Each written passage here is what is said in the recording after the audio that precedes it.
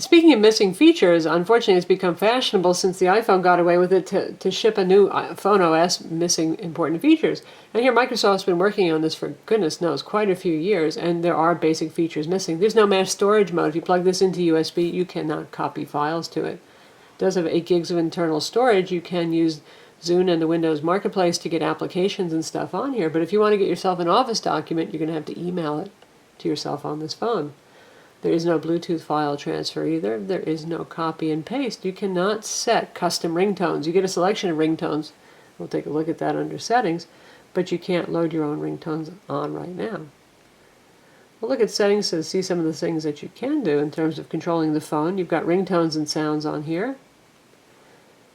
You can have a text alert message, a voicemail message, and a phone message, an email message, and you can have various sound effects to control, which is nice.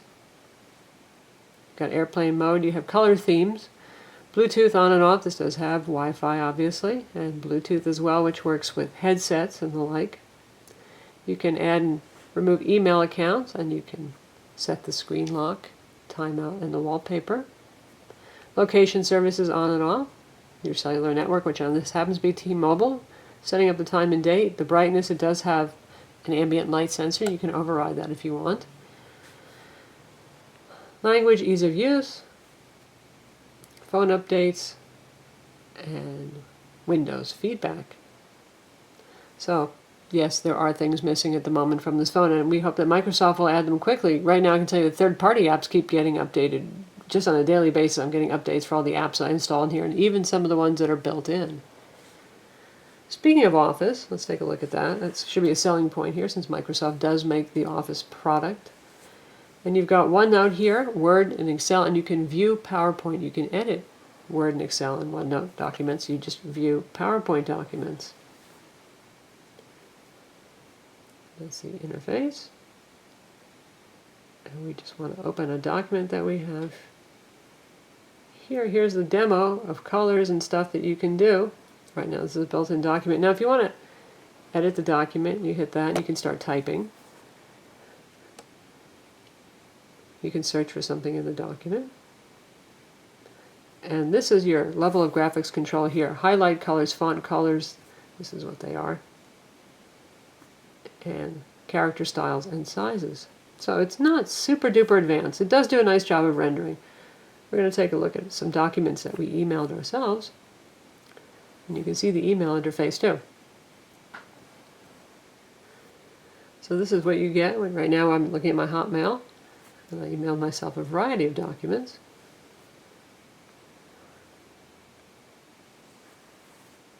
And we'll take a look at a Word document. Already downloaded. Now this is a fairly complex document with some formatting. You can see color, text here. Even if that's not a color that I can choose, for example, for text, it's showing up with the color that the document originally had. Embedded photos, URLs, all of that stuff appears. Yes, there's plenty of pinch zooming, and here we do have portrait and landscape support. So that's Word. Now we're going to take a look at a PDF.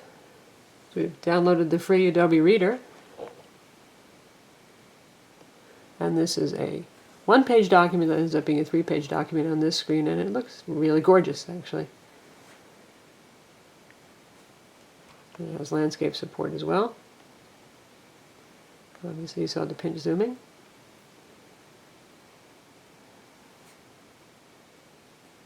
So it's quite nice, and you can certainly make it big enough to read. URLs are not live, however, that are embedded in the document. And now we're going to take a look at a spreadsheet. And it just downloaded with the first tap, and now here it is.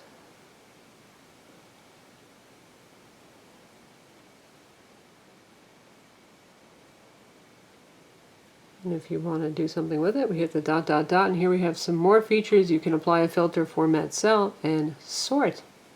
And of course, send the document, which you'll want to do if you want to get it off the phone again after you've worked with it. So that's the Office suite. OneNote, of course, is great for note-taking too, and you can sync that to your desktop. So now we're in the music and video player, which is really Zune reborn again inside of Windows Phone right here. If you have ever used a Zune HD or looked at the Zune, you know that this is pretty much exactly the same user interface right here, and you can do music, videos, podcast. Yes, it has an FM radio, or look at the Zune Marketplace. It remembers what I was doing last, which was playing a YouTube video also, and it has some other multimedia stuff. Now, I haven't hooked this up to my computer yet running Zune software, but if I did, I could actually put stuff from the Zune Marketplace on here for music and video. The nice thing is the Zune Pass. For $15 a month, you can stream all the music you want, download all the music you want, and you get to keep 10 tracks a month for your very own. So it's really a pretty worthwhile service, and you have all-you-can-eat music while you're using it. And that's something that obviously iTunes doesn't have. Now we're going to take a look at the YouTube. This does not have full Flash support, not yet, nor HTML5 support. That should be coming. So right now we're watching mobile YouTube, much the same as we do on a lot of Android phones and obviously on the iPhone. And this is over Wi-Fi, and the quality is pretty good, and it fills the screen. Unfortunately, if you're doing this over 3G, it switches to extremely low quality mode that you would not want to watch. In fact, we'll show you that right now. And here's the same video using 3G instead. It detects what kind of connection you're using, and it chooses the lower quality video that's not really very watchable. Obviously, it's a lot smaller and it's a lot blockier. Kind of a bummer there. A little bit old-fashioned. Years ago, I know that carriers were worried about you watching YouTube over 3G, but not anymore, especially mobile YouTube, so I don't know why Microsoft has done that. Lastly, we're going to check out the Internet Explorer web browser. Right now, this is the only web browser that's available for the platform, and we're going to go visit our own website.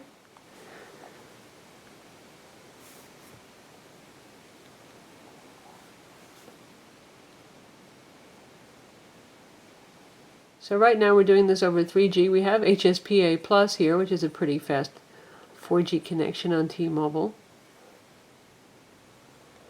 And that's not bad rendering. It's doing something strange here with the images up top. There's just a 1-pixel border specified around an image, a very simple HTML feature. It's been around for at least a decade, and when you zoom out all the way, it just kind of removes some of those lines, but they come back the minute you zoom in. So you can see it's wickedly fast. And yes, it works in portrait mode. So overall, it's pretty decent rendering. This is certainly not the Windows Mobile of old that you knew with the kind of lame browser. If you want to get the menu bar and the controls, you do have to go back to portrait mode to get up here, so you can enter a new URL or use the commands. You can see it supports multiple windows. There you've got the symbol that shows that we have 3 windows going right now. You can favorite something, go to your favorites, and here are your other options. Share the page, find on the page, pin a particular web page to the start menu, which means it becomes a tile on your home screen, and settings.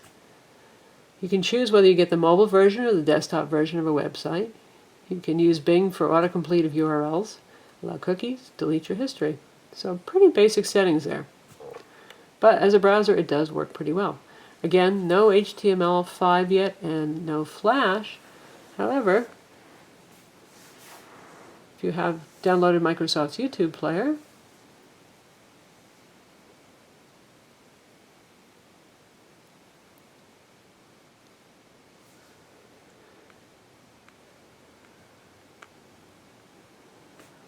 you do get mobilized video in web pages right here.